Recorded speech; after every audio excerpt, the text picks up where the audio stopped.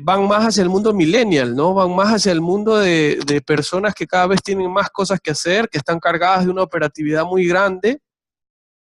Pero esta operatividad muy grande hace que la gente pierda de vista la estrategia y se enfoque más en la cantidad de árboles que hay alrededor y se estrellen contra esos árboles en vez de poder ver el bosque. Pero es que es tanta la gestión que hay que hacer en el día a día que nos pasamos apagando incendios y tapando charcos y no terminamos de tener tiempo para la estrategia como tal. Entonces las empresas hoy están buscando profesionales mucho más polifacéticos, mucho más polifuncionales. Creo que la imagen que les pongo en la diapositiva lo expresa, ¿no? Prácticamente un pulpo, ¿no? Una persona que lo sabe hacer absolutamente todo. Y hay que tener mucho cuidado en el enfoque que le estamos dando a esto, ¿no? Yo creo que el enfoque no debe ser hacia la cantidad de actividades, sino que debe ser hacia la cantidad de competencias o habilidades que nosotros podemos ir desarrollando. Hay una persona que está haciendo una interferencia en el sonido. Le pido por favor que ponga mute en el micrófono para que no tengamos la interferencia. Entonces, bueno, les decía el tema de las competencias. La idea es que los profesionales se enfoquen en desarrollar esas competencias, que vayamos sabiendo primero cuáles son nuestras habilidades y vayamos enfocándonos en las habilidades que somos buenos, que eso es otro punto, ¿no? A veces los profesionales cometemos el error de querer abarcar con demasiadas cosas y de creer que somos buenos para todos, y eso también es un error. Hay que entender que cada persona dentro de una comunidad empresarial tiene, o empresarial, organizacional, en una fundación, donde ustedes quieran, en el marco donde estén, tiene características específicas. Ningún ser humano es igual que el otro. Hay competencias que se pueden desarrollar por igual, ¿sí? Que en este caso pueden ser las organizacionales o algunas específicas, algunas más blandas, más soft, ¿no? Pero hay otras especialidades o hay otras competencias que son inherentes a la persona. Hay personas que para ellas son más fáciles manejar los números, hay otras personas que es más fácil manejar la parte de las letras, hay otras personas que manejan muy bien la programación, mientras otros les están hablando en chino cada vez que les ponen un Visual Basic al frente, un lenguaje C++, no sé. Entonces hay que enfocarse y hay que ir a lo que uno es bueno. Eso nos va a permitir desarrollar mejor nuestras habilidades y competencias y vamos a poder enmarcarnos o encontrarnos en un espacio que nos va a permitir crecer mucho más rápido de que si nos metemos en varias cosas a la vez y no tenemos un enfoque claro. Entonces, una de las primeras cosas que vamos a analizar de estos factores es la capacitación. Cuando se da capacitación o cuando tú ves capacitación, el mercado tiene una amplia gama de oferta de capacitación. Y asimismo hay demanda, pero cuando un profesional entra al mundo de la capacitación, entra al mundo de la formación, sea esto una formación estructurada, universitaria, maestrías, ingenierías, psicología, etcétera, carreras, o sea esta una capacitación tal vez como la que estamos dando en este momento, hay que tratar de enfocarse en la habilidad, hay que tratar de enfocarse en lo que nosotros hacemos mejor, hay que tratar de enfocarse en desarrollar mejor esas competencias que ya sabemos o que ya tenemos. Y si no sabemos, hay que hacer ciertas evaluaciones que pueden hacerse con profesionales como nosotros, por ejemplo, Bonum Praxis u otros más que veo que están dentro de la feria laboral, que permite identificar mayores fortalezas y permite identificar debilidades para irlas convirtiendo en fortalezas. Entonces, la capacitación. No gasten plata en cosas que no van a agregar valor a su desarrollo profesional. ¿Cuál es el punto que ustedes tienen que analizar para agregar valor a su desarrollo profesional? Es donde ustedes tienen mayor habilidad para desarrollarse. Hay profesionales que se meten a 1000 capacitaciones y cuando tú ves ese currículum, el hombre o la mujer sabe hacer absolutamente de todo. Pero cuando los pones en la práctica, se estrellan contra muchas cosas. ¿Por qué? Porque tienen habilidades para cosas específicas y esas habilidades deben ser aprovechadas. Entonces, en el punto de factor de capacitación, hay que aprovechar al máximo la formación y capacitación que nos permita desarrollar nuestras habilidades personales y profesionales, porque las profesionales las vamos alcanzando en la medida de que hemos escogido una carrera o en la medida en la que vamos viendo que somos buenos en alguna actividad particular. Inclusive cuando hemos escogido una carrera, por ejemplo, yo soy ingeniero industrial de la SPOL, pero en el camino, por una beca ganada más otras actividades que he desarrollado, me he podido dar cuenta que mi enfoque está más hacia el plano de dirección de talento humano, hacia el plano de liderazgo, hacia el plano de desarrollo de habilidades, hacia el plano de estrategia corporativa, y en eso me he enfocado y eso me ha ayudado a crecer profesionalmente. Entonces, la capacitación tiene que enfocarse. Lo segundo es la visión, ¿sí? Un profesional, cuando ingresa a laborar, o antes de ingresar a laborar, podemos analizar inclusive la vida universitaria o la vida preuniversitaria. Hay mucha gente que está aquí, que nos está escuchando, que seguramente ha salido adelante con mucha fuerza en su vida, ¿sí? Que ha salido adelante desde abajo. Entonces, ha tenido visión desde muy chico, ha tenido esa fortaleza para salir adelante. Es lo mismo en el plano profesional, es lo mismo en el plano empresarial. Una persona que no tiene visión, que no tiene iniciativa, que no tiene proactividad, que no ve más allá, que no busca ir más allá, definitivamente se va a quedar en el camino. Y es por esto que el segundo factor para el crecimiento profesional es tener visión y no perder la visión. Pero esa visión tiene que estar también enfocada de la mano de las competencias que tenemos y que nosotros podemos dar para poder crecer. Eso es un poco el consejo en este factor.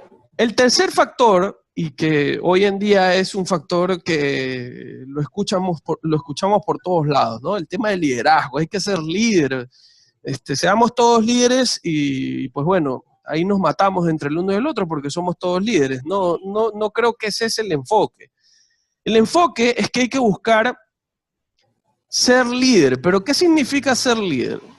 Ser líder significa acompañar. Ser líder significa transmitir. Ser líder significa comunicar. Ser líder significa ayudar, servir, ser el principal servidor de las demás personas para que con ese ejemplo podamos ir arrastrando, ¿sí? Podamos ir arrastrando a los demás, porque las palabras se las va llevando el viento. Entonces, dentro de la dinámica empresarial, es muy importante ir desarrollando ciertas habilidades previo al liderazgo, ¿no? Como esto que les decía. La comunicación, el respeto, la escucha, la estima, la empatía, las relaciones, todo eso va formando un líder. Va formando un líder con visión, un líder que tiene una perspectiva clara de las cosas, un líder que se fija más en la estrategia que en la operación, un líder que tiene capacidad de ver un poquito más allá de las cosas que se van viendo en el día a día. Entonces, hay que sacarse ese tabú del liderazgo, de soy líder o no soy líder. Entonces, si no soy líder, no voy a triunfar en la vida. No, por favor. O sea, una de las principales cosas que tenemos que aprender es a querernos a nosotros mismos, a amarnos a nosotros mismos y valorarnos a nosotros mismos, sin que eso signifique que perdamos nuestra humildad, porque ahí sí que sería terrible. Imagínense, pues, tener, no sé, 4 o 5 títulos, 4 o 5 direcciones, etcétera, y ir perdiendo su humildad porque cada vez soy más líder. Entonces, pues yo me creo la última Coca-Cola del desierto. Hay que tener mucho cuidado con eso.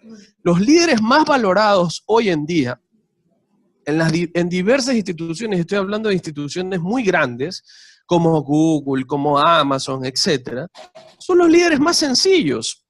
Son los líderes más sencillos. Inclusive les recomiendo que puedan leer un libro que se llama La Nueva Fórmula del Trabajo, de Laszlo Bock. Laszlo Bock, se escribe L-A-Z-L-O, Laszlo Bock es el vicepresidente de Recursos Humanos de Google. Y él da algunos lineamientos sobre el tema del liderazgo y da algunos lineamientos sobre cómo el líder se presta para servir y quien sirve como líder es mejor líder que quien está dirigiendo pues desde su oficina con los dedos y nunca baja al campo de acción y nunca tiene la cercanía con la gente y no escucha a la gente para poder crecer. Entonces, tercer factor y muy importante, el tema del liderazgo. El cuarto factor, el tema de la comunicación. Ustedes saben, y la mayoría de personas sabe, que cuando uno comunica pues existe un emisor y un receptor. Pero en medio de ese emisor y ese receptor está un mensaje, pero ese mensaje tiene una codificación y una decodificación. Entonces, cuando tú lanzas ese mensaje, es posible que el receptor lo reciba tal cual y con la claridad y certeza de lo que tú has comunicado, pero no des por sentado de que eso va a ser así. No te des por seguro o segura de que tu comunicación es totalmente efectiva. Entonces, ¿cuál es la forma para que la comunicación funcione y para que ese factor se convierta en crecimiento profesional? Es que tú tengas feedback, es que tú tengas retroalimentación. Entonces, tienes que acercarte a la otra persona y preguntarle si ha entendido. Tienes que hacer ciertas preguntas con tu equipo de trabajo. Imagínense, es más difícil la comunicación aún cuando te estás dirigiendo a varias personas al mismo tiempo, como lo estoy haciendo yo en este momento. Diversas cabezas, diversos cerebros van a entender de manera distinta. Algunos van a entender las expresiones que estoy transmitiendo en este momento tal cual yo las pienso, pero otros no necesariamente, y eso hay que respetarlo. Eso es parte del diálogo, es parte del marco de la comunicación, que empieza por el respeto a entender, escuchar a la otra persona para poder también después luego emitir los comentarios. Entonces, no des por sentado que lo que comunicas y lo que dices, la otra persona lo ha entendido tal cual como tú lo estás diciendo. Y busca la mejor vía para poder comunicar, ¿sí? El feedback, la retroalimentación es básica en el camino de la comunicación. En el quinto factor está el tema de la valoración. Y aquí hay dos vías de valoración, ¿sí? La primera es darle el puesto que se merece a la persona, dándole valor a sus ideas y a su trabajo. Esto de aquí significa para los empresarios, para los emprendedores o personas que ya tienen empresa o que son ya jefes, coordinadores, etcétera, que tienen gente a su cargo y que nos están escuchando en este momento. Hay que darle el puesto que se merece a la persona. Hay que valorar sus ideas, hay que escucharlo, entenderlo.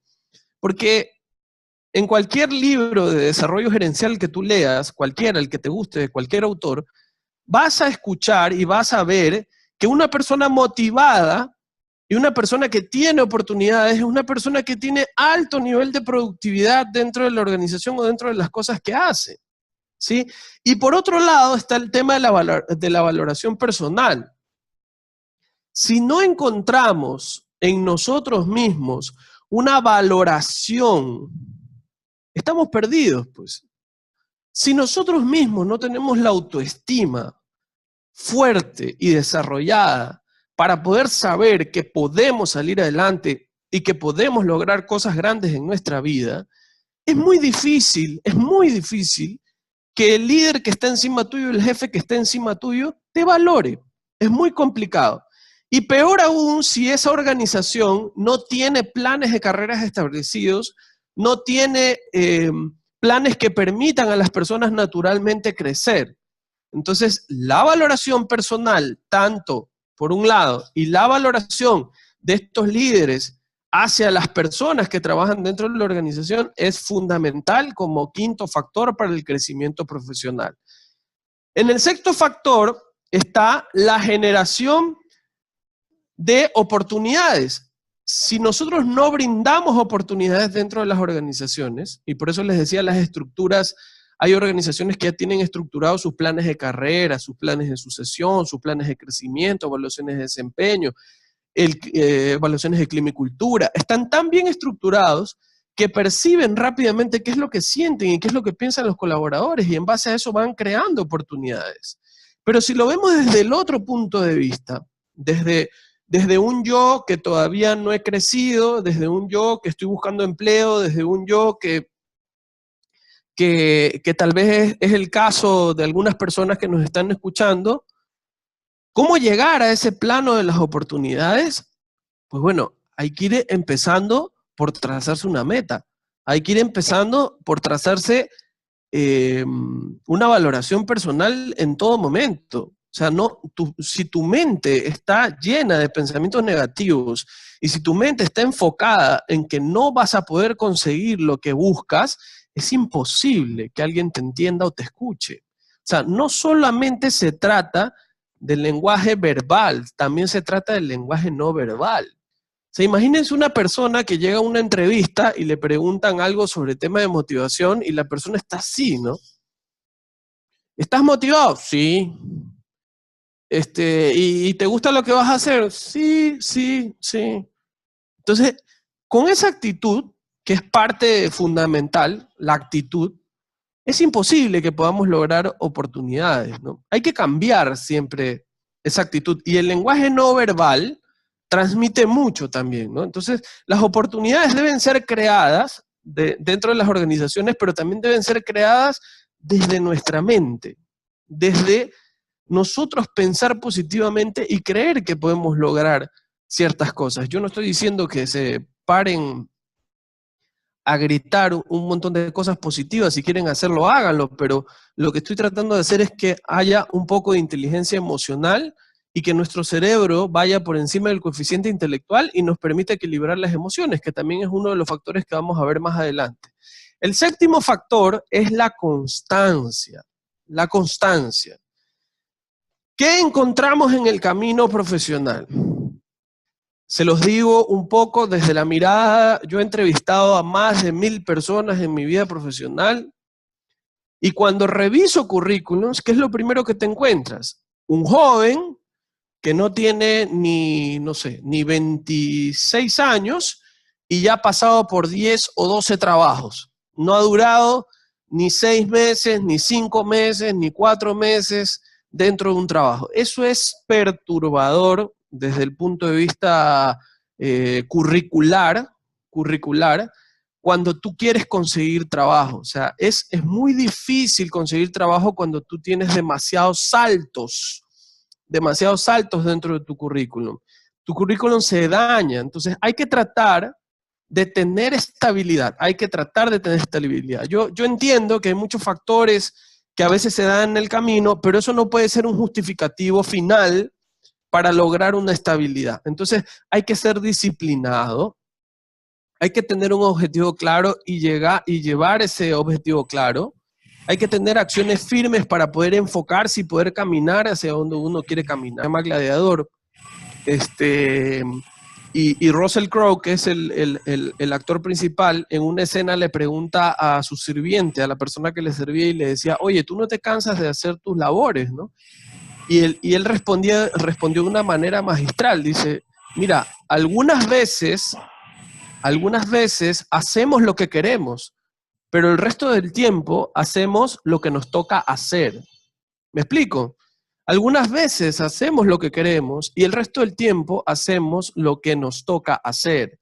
No siempre vamos a encontrar todo lo maravilloso que esperamos, porque la vida no es perfecta, es imperfecta. Solo Dios es perfecto.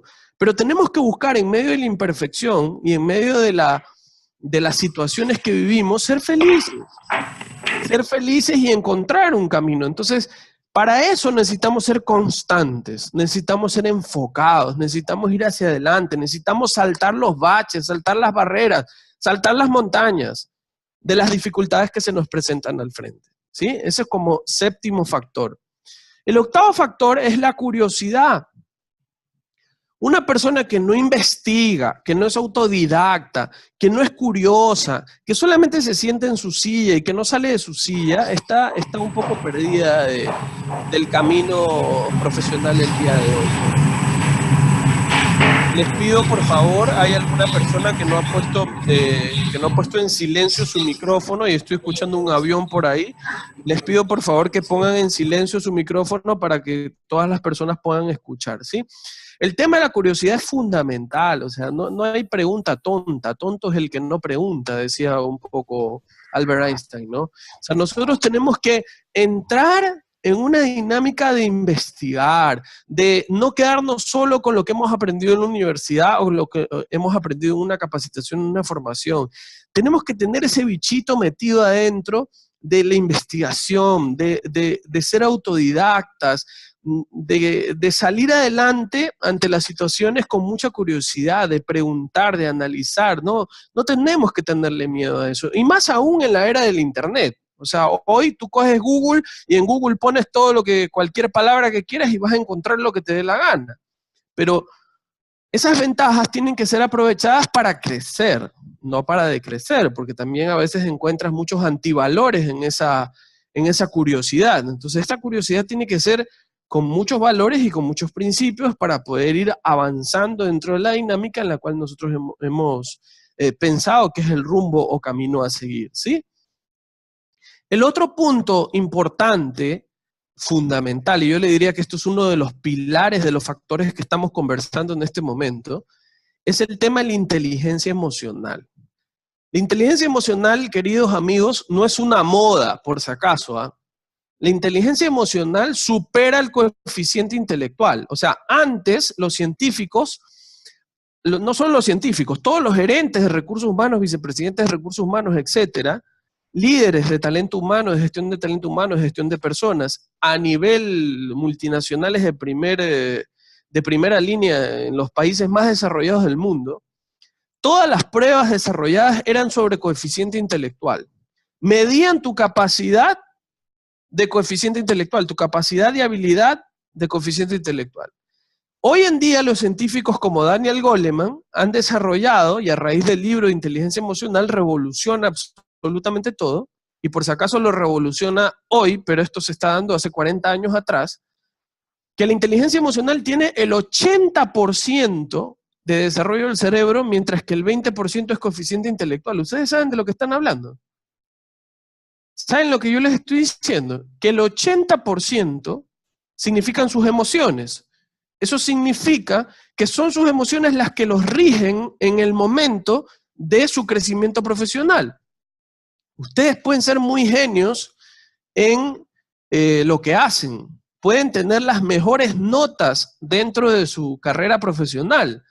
Pero si no tienen inteligencia emocional desarrollada y si no se enfocan en desarrollar inteligencia emocional, van a tener muchas complicaciones en el plano profesional. No hay empresa perfecta, como las personas no son perfectas, y van a tener muchos choques, van a tener muchos saltos que dar, muchas barreras con las cuales se van a encontrar, muchas personas inclusive que no van a estar de acuerdo con tu punto de vista.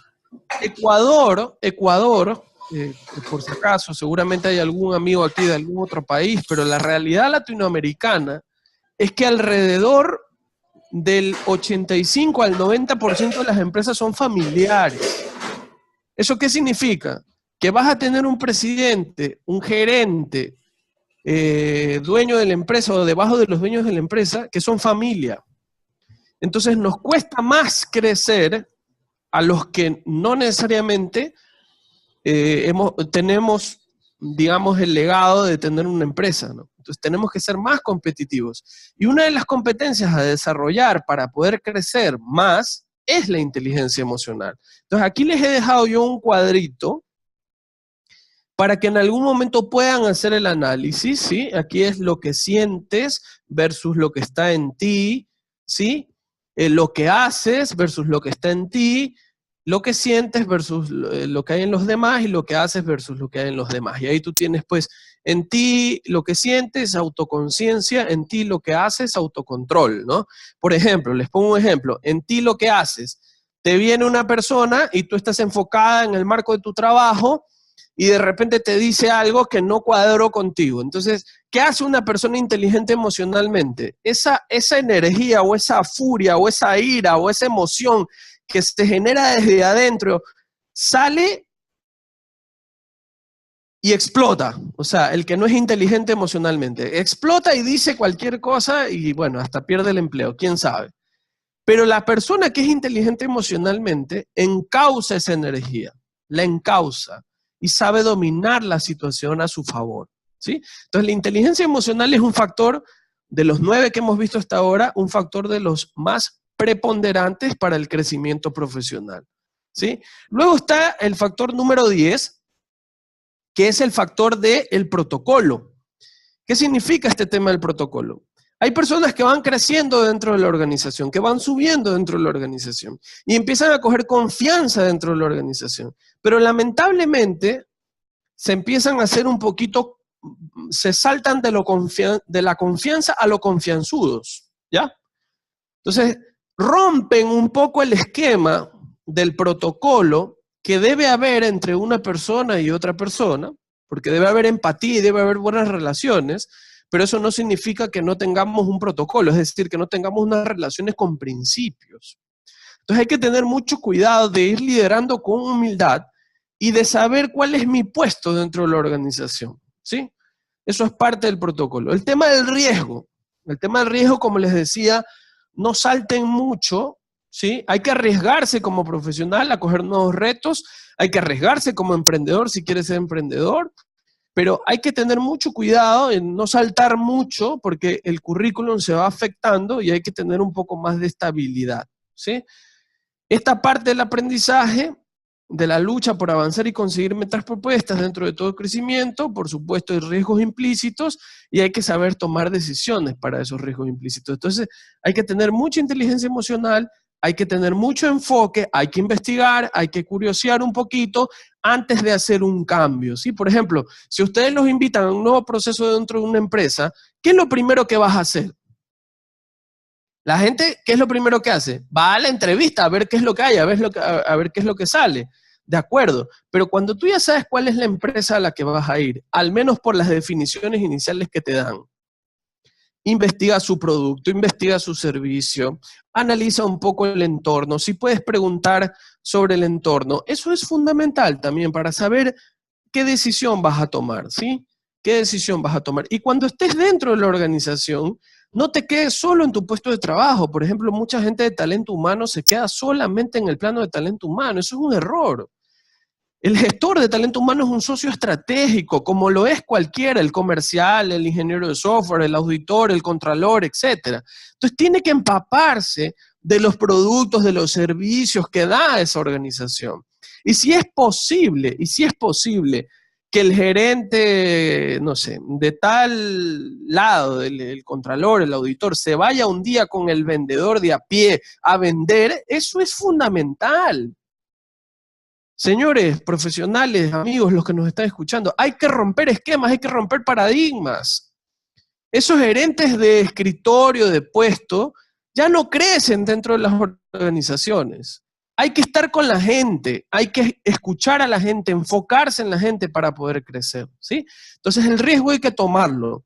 El 12, los extracurriculares. Muchas personas se enfocan en su crecimiento profesional, capacitándose, entrenándose, pero se olvidan de las cosas extracurriculares.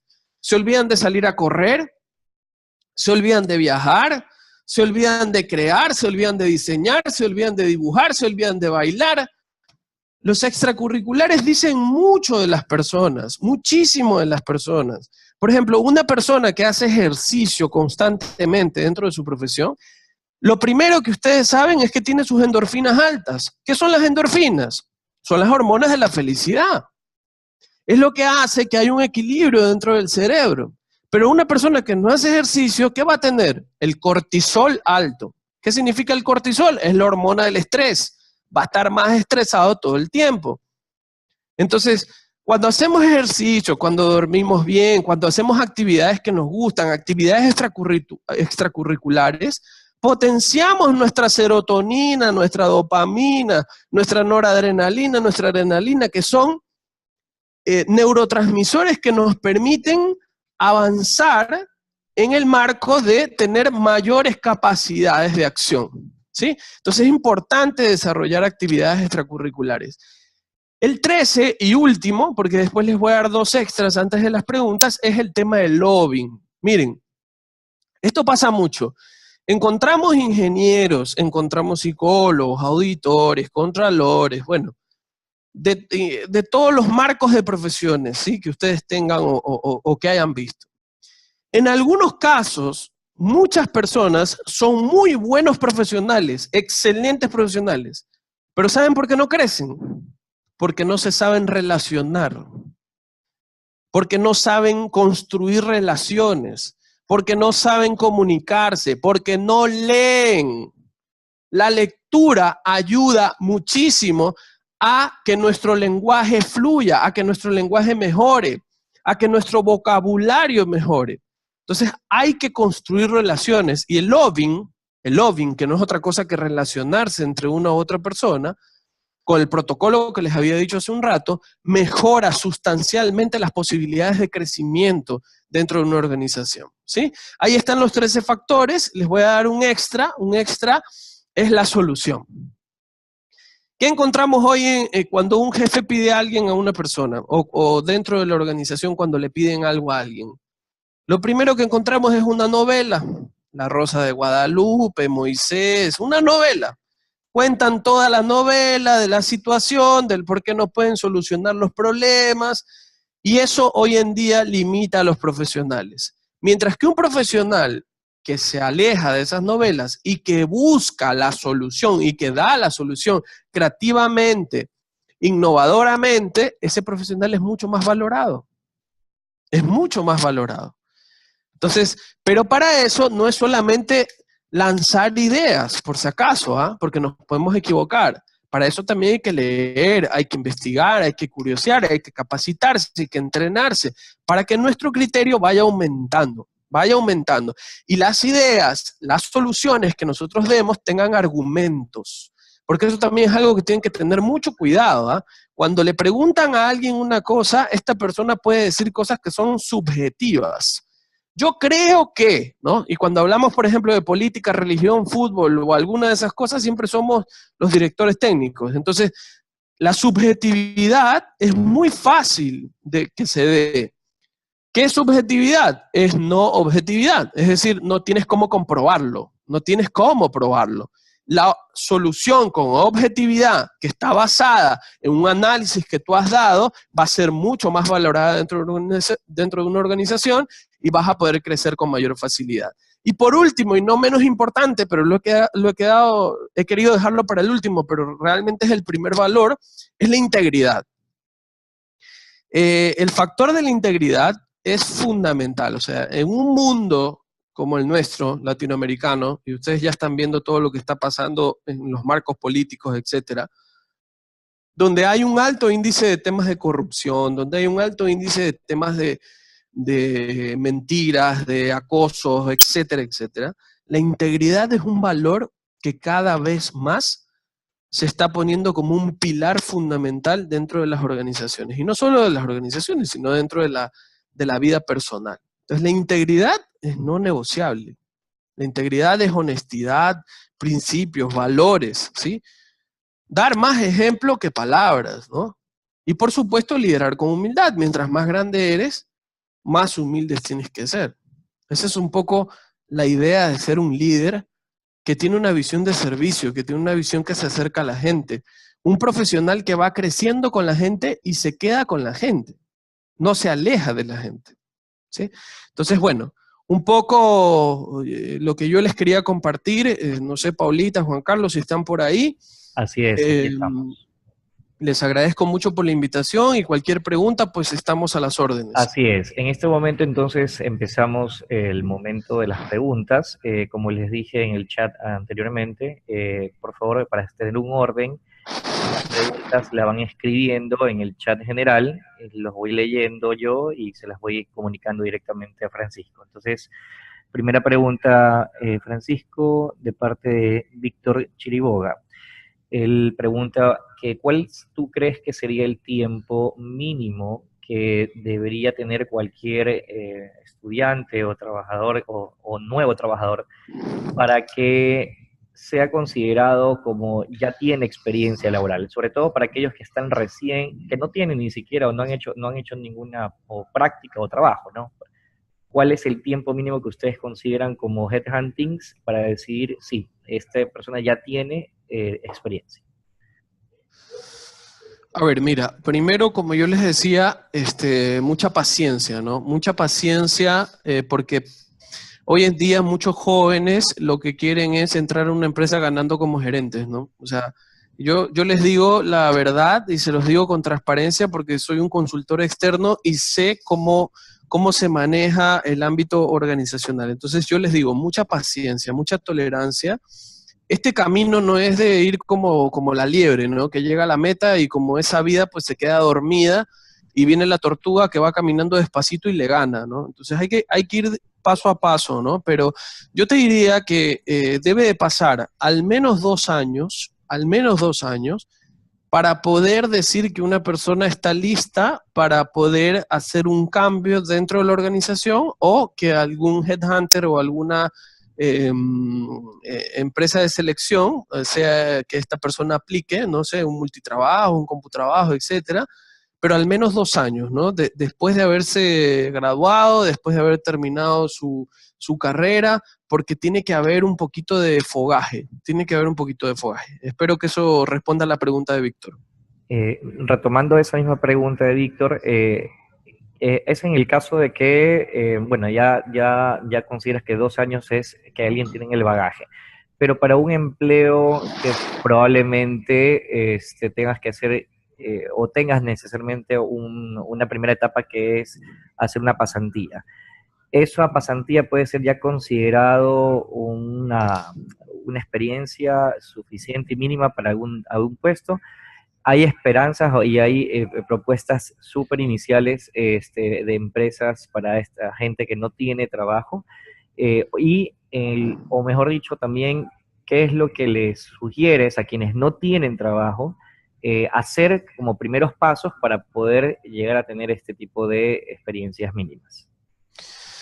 Mira, el tema de las pasantías no necesariamente es un marco de experiencia, ¿no? Porque la pasantía lo que hace es darte algunos lineamientos que te van a permitir empezar a ver desde adentro la organización. No estoy diciendo con esto que no sirve, por supuesto que sirve. Lo que digo es que no es que es experiencia. Experiencia es cuando ya pasa un tiempo determinado, por eso te digo un mínimo de 2 años.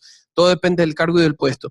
Pero en la pasantía es el momento de ser curioso, es el momento de investigar, es el momento de analizar, es el momento de preguntar, es el momento de ver la dinámica de la organización. Y esos pasantes hoy están siendo considerados muchísimo en los programas de trainee de las multinacionales, por si acaso. Hay muchas empresas que están haciendo programas trainee, no solo multinacionales, sino también empresas nacionales que están adoptando esta práctica, donde entran muchos jóvenes o varios jóvenes después de las pasantías y hacen un programa de trainee, es decir, pasan por diversos departamentos y luego los meten dentro de un departamento. Entonces, yo creo que una persona que ha hecho su pasantía y que ha investigado bien, que se ha metido dentro de la dinámica y que ha curioseado desde una visión positiva, ¿no? Viendo la palabra desde un análisis positivo, por supuesto que tiene oportunidades, por supuesto que tiene oportunidades. Nosotros colocamos a muchos pasantes, por supuesto que tiene oportunidades. Excelente. Alex Naranjo rápidamente te pregunta sobre qué libro recomiendas para poder leer sobre la inteligencia emocional. Claro, Alex, con mucho gusto. Mira, yo te diría que el libro base de inteligencia emocional se llama La inteligencia emocional y el autor es Daniel Goleman. Pero Daniel Goleman tiene desarrollados muchos libros. O sea, la inteligencia emocional es la base, pero ahí tú tienes la inteligencia emocional en la empresa, tienes la inteligencia social, tienes un libro que se llama Focus, que es también de Daniel Goleman, que es un libro genial, que yo lo leería después de inteligencia emocional y te da un plano muy, muy cercano, muy, muy de piso, muy de clave a tierra de qué se trata la inteligencia emocional para que no se quede elevado, pero definitivamente es una competencia que tenemos que desarrollar cada vez más. Excelente. Alejandro Vera nos pregunta que qué podemos hacer para que las empresas se interesen en uno sin que tengamos experiencia laboral. A ver, esa pregunta hay que analizarla un poco desde algunas perspectivas, ¿no? Por ejemplo, si tú me dices a mí qué hay que hacer para que una empresa se interese en mi perfil sin tener experiencia laboral, la pregunta inmediata es, ¿estás graduado? ¿Tienes alguna profesión o te has quedado en el camino y no tienes profesión? ¿Ya? ¿Por qué te digo esto? Porque va a ser más fácil para una persona que tiene profesión poder colocarse un poquito más rápido, ¿no? No digo que sea inmediato, pero sí que sea un poquito más rápido que una persona que no tiene profesión. Entonces, hoy en día hay que buscar estudiar, ¿sí? Hay que buscar terminar las carreras. Ya no es como en la época de nuestros abuelos, que posiblemente pues los cargos los ocupaban personas y esas personas iban creciendo y tenían mucha experiencia, pero no hacía falta la parte de las competencias profesionales. Hoy en día sí. Entonces, si la pregunta de Alejandro va enfocada a qué tenemos que hacer, yo te diría primero estudiar, o sea, y tratar tú me dirás, bueno, trabajar y estudiar, por supuesto, trabajar y estudiar. O sea, yo cuando estudiaba en la ESPOL no tenía mucho chance para trabajar, pero me las ingeniaba, era ayudante de cátedra, estaba en el coro de la universidad, vendía negritos, daba clases de matemáticas, hacía todo lo que podía para poderme graduar. Entonces trabajaba, estudiaba, pero mi meta estaba clara, tenía que estudiar. El camino de hoy es graduarse, hay que estudiar, hay que salir adelante. La educación es lo que nos va a ayudar a conseguir mejores trabajos.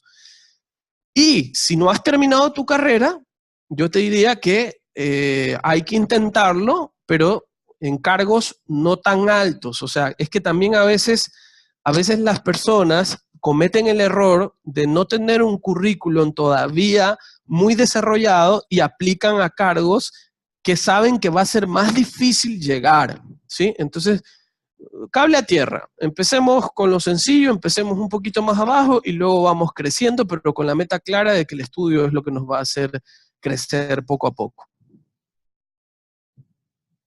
Ok, una consulta más. Bueno, la mayoría de los que están participando son de edades que son consideradas actualmente millennials. Y algunos de lo que he leído hasta este momento siguen dando preguntas referente al tema de cómo encontrar un trabajo, sobre todo porque las experiencias que ellos han tenido al poner sus carpetas después de graduarse es que las empresas requieren algo de experiencia. Entonces, ahorita acabas de decirnos algunos ejemplos de cosas que has hecho tú en lo personal, que tú estudiabas. ¿Existe algún tipo de criterio? O sea, ¿existe alguna validación de acciones que validen una cierta experiencia por haber hecho acciones que no son necesariamente ligadas a empresas, como por ejemplo participar en acciones solidarias, participar en ayuda al prójimo? Eso puede llegar a ser entendido también como parte de una experiencia que habla de tanto de lo que sabe como de lo que es la persona. Totalmente, Juan Carlos. Por eso hablé de las actividades extracurriculares como un factor a analizar, como un factor para el crecimiento profesional.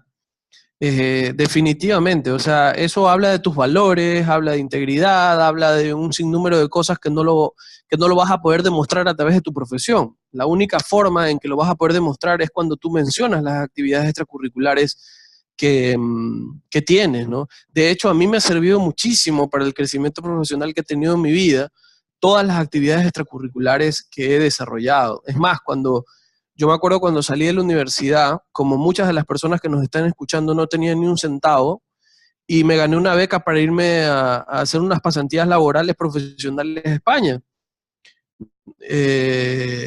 Pero no hubiera logrado esa beca si no hubiera sido por las actividades extracurriculares. O sea, en Ecuador y en países latinoamericanos empiezan a valorar más las actividades extracurriculares, pero en países como, por ejemplo, Estados Unidos, Canadá, bueno, países anglosajones, europeos, etcétera, las actividades extracurriculares están desde que eres chiquitito, pues. O sea, desde que estás en la primaria, en la escuela, ya te van ubicando en base a eso. Es más, las grandes universidades del mundo les dan becas a deportistas, les dan becas a personas que tienen otros tipos de capacidades y premian esos tipos de capacidades. Entonces, por supuesto que sí, por supuesto que las personas que tienen un grado de percepción de las cosas mayor o de un enfoque mayor, no solamente a su profesión, sino a servir, a ayudar, a colaborar, a desarrollarse en otros ámbitos, van a tener más posibilidades de crecimiento que las que no lo han hecho.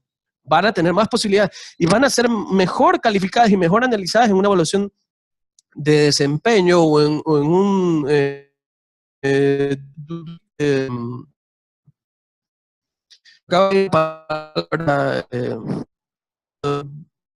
due diligence.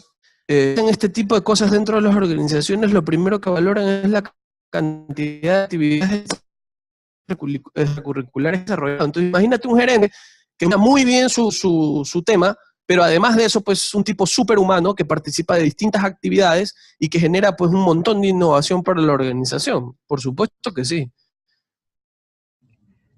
Excelente. Una consulta de parte de... Uy, se me fue un ratito. Bueno, una consulta. Dice, ¿cuál sería la aspiración salarial normal o inicial cuando una persona no tiene experiencia profesional que debería poder decir, bueno, aquí me están pagando bien o esto es lo máximo que me podrían pagar inicialmente? A ver, todo va a depender del cargo. Yo lo que sí les diría a las personas que no tienen mucha experiencia y que están empezando un trabajo es que no se pongan muy exquisitos. Yo les diría que analicen bien el factor de lo que van a hacer y empiecen con esa experiencia. Como te decía yo hace un ratito, ponía un ejemplo, algunas veces hacemos lo que queremos y otras veces lo que nos toca hacer, o la mayoría de las veces lo que nos toca hacer, y hay que enfrentar, hay que tomar el riesgo, hay que avanzar. O sea, cuando uno arranca un trabajo, realmente no sabe lo que va a pasar. Entonces el riesgo tiene que estar. Entonces, ¿hasta dónde tú tienes que aguantar o cuál es el límite de lo que tú tienes que aguantar? La inteligencia emocional se da para eso. Por supuesto, el límite es tu respeto, ¿no? O sea, si tú estás dentro de un trabajo donde te van a decir tal por cual o cosas que están afectando a tu dignidad personal, por ejemplo, por supuesto que eso es inaguantable, pues, ¿no? O sea, eso es una discriminación tremenda. Pero si la situación es que hay exigencias, que hay estrés y que tú no tienes la inteligencia emocional para aguantar ese tipo de situaciones y por eso te rindes, ya eso es otra cosa, ¿no? Atrás tuyo van a estar 3 que sí lo van a poder hacer. ¿Sí me explico, no? Hay que ponerse en un marco de acción. El sueldo mínimo hoy en día yo sé que es muy bajo, y que quisiéramos aspirar a más, pero podemos irlo haciendo poco a poco, poco a poco. O sea, hay que tomar los retos primero y después nos preocupamos un poco por el sueldo, ¿no? Ok, y la última pregunta de parte de Luis Espinosa. Él Sí. básicamente plantea qué recomendaciones darías tú para tener una hoja de vida que llame la atención, que destaque. ¿Qué cosas particularmente en tu experiencia ha hecho que te llame la atención a alguien? Mira, hoy en día las hojas de vida están cambiando y están mutando mucho, por utilizar un término, dependiendo del tipo de profesionales, ¿sí? Si tú tienes un ingeniero, la hoja de vida del ingeniero va a ser casi como un proceso, va a ser mucho más estructurada. La hoja de vida de un psicólogo tiene mucha más teoría. Empieza desde todos sus logros o qué siente, qué piensa, cuáles son sus competencias. La hoja de vida de un diseñador gráfico, por ejemplo, es una hoja de vida toda un diseño hasta con video. O sea, las hojas de vida van mutando y hay que ser muy creativo también para manejar las hojas de vida. Pero yo creo y considero desde el punto de vista profesional de que, a ver, los gerentes no tienen mucho tiempo para leer hojas de vida demasiado largas. Entonces las hojas de vida tienen que ser contundentes, ¿sí? Tienen que ser contundentes y tienes que poner la información pertinente. Entonces, por ejemplo, en la primera parte donde vas a poner en la parte personal, donde vives, ¿ya? Yo te diría que lo primero que tienes que hacer es revisar tu información personal. Hay gente que tiene correos electrónicos como tuchiquitabonita@gmail.com, papitorico@hotmail.com. Cuidado con esas cosas, pues, ¿no? O peor aún, hay unos correos que son rpzwxywkq1976. No, tu correo tiene que ser franciscojaviergarcia@gmail.com, franciscogarciagarayco@gmail.com. Si tienes un correo profesional, pues mejor, pero tenemos que enfocarnos en hacer que la gente sepa que somos personas serias, ¿no? Luego la fotografía que pones. Te tomas una fotografía y atrás está un Hello Kitty, atrás está un Pochaco, atrás está la bandera de Barcelona, la bandera de Emelec.